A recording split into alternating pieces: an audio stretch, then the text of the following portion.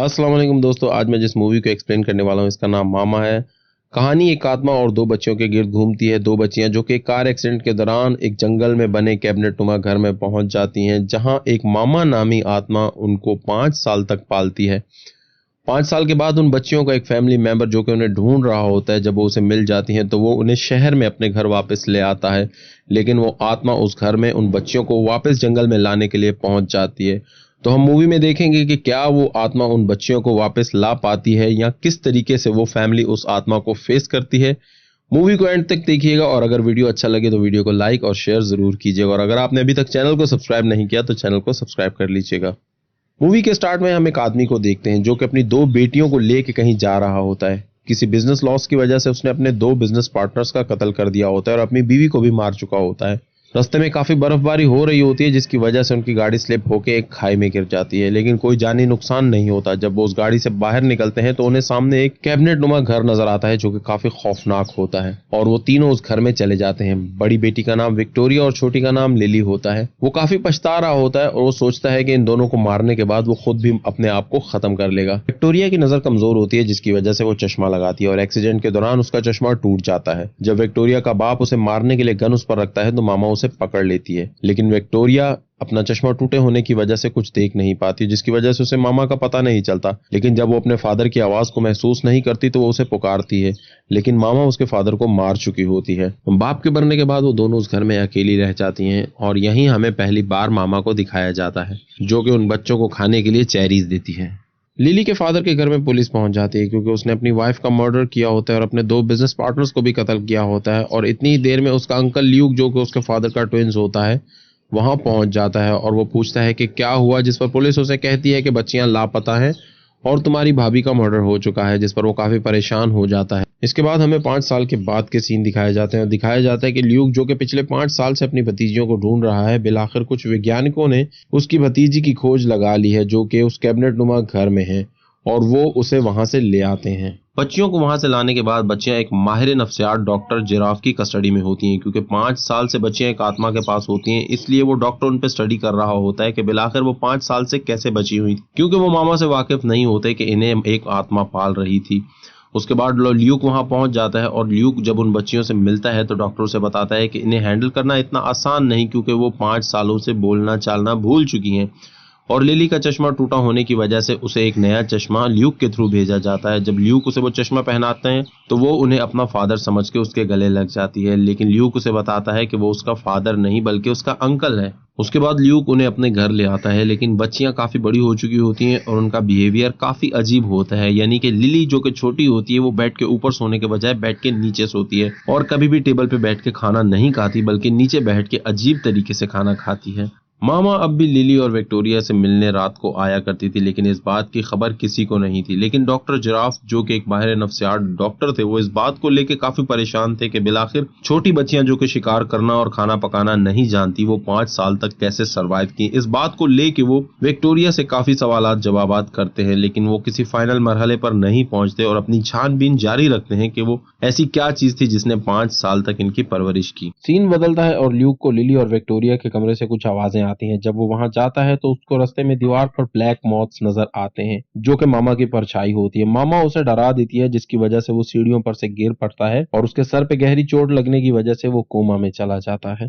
जिस पर बच्चों की सारी जिम्मेदारी एनाबेल पे आ जाती है जो कि ल्यूक की गर्लफ्रेंड होती है। एनाबेल पहले इस चीज के लिए तैयार नहीं होती, लेकिन फिर डॉक्टर जिराफ के फोर्स करने पर वो इस चीज के लिए राजी हो जाती है। अब एनाबेल अकेली उस घर में बच्चियों के साथ रह रही होती है। बच्चियों की हरकतें काफी अजीब होती हैं। लिली अब भी सोती कमरे में है, लेकिन सुबह कमरे से बाहर पाई जाती है। डॉक्टर जिराफ एक बार फिर से विक्टोरिया से छानबीन और पूछताछ करने की कोशिश करते हैं, जिस पर विक्टोरिया उसे मामा के बारे में बताती है। असल में मामा एक मरीजा होती है और उसका एक बेटा भी होता है, और उसे इलाज के लिए अस्पताल में दाखिल कराया जाता है और उसका बच्चा उसे लेके चर्च में दे दिया जाता है। लेकिन मामा अपने बच्चे की जुदाई बर्दाश्त नहीं कर पाती और अस्पताल से भाग के उस चर्च में आ जाती है और नर्स पर हमला करके अपने बच्चे को लेके भाग जाती है,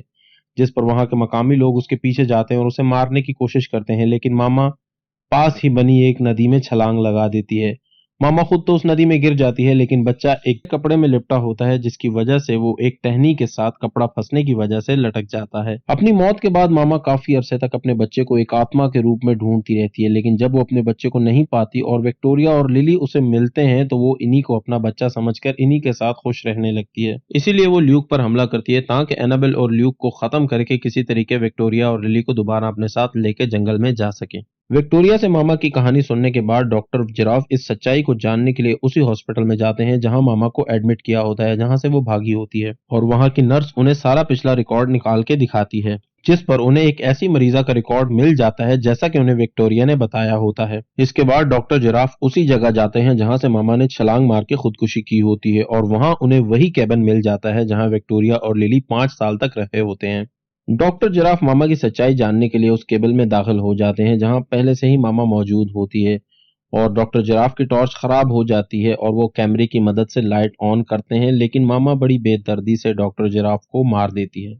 ल्यूक जो कि कोमा में होता है उसे सपने में अपना भाई दिखाई देता है, जो कि बिल्कुल उसी जगह खड़ा होता है जहां उनकी गाड़ी का एक्सीडेंट हुआ होता है,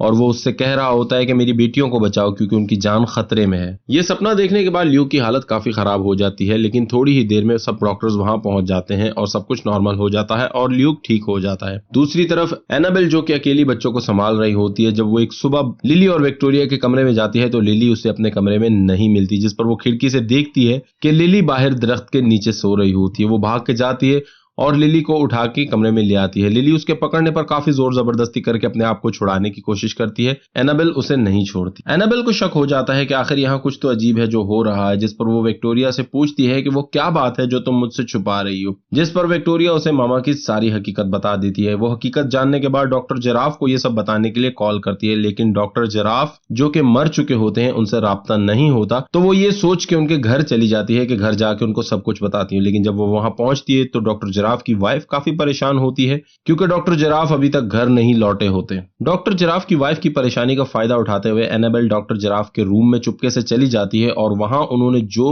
विक्टोरिया और मामा पे रिसर्च की होती है वो सारी रिसर्च का बॉक्स वो उठा के अपने घर ले आती है। डॉक्टर जिराफ की रिसर्च देखने के बाद एनाबेल को इस चीज का अंदाजा हो जाता है कि आखिर मामा कहां से आई, क्या चाहती है और वो क्यों विक्टोरिया और लिली के पीछे पड़ी हुई है।